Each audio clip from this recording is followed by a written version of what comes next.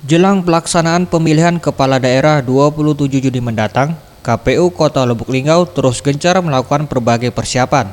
Salah satunya dengan menetapkan data pemilih sementara yang nantinya akan dipergunakan untuk pemilihan Gubernur Sumsel sekaligus pemilihan Wali Kota Lubuk Linggau.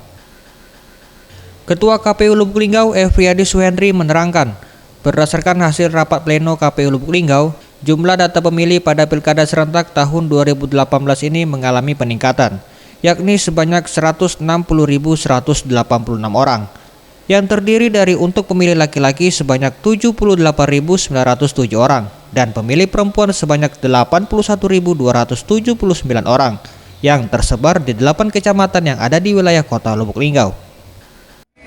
Jumlah pemilih daftar pemilih sementara laki-laki 78907 dan perempuan 81279 dengan jumlah 160186.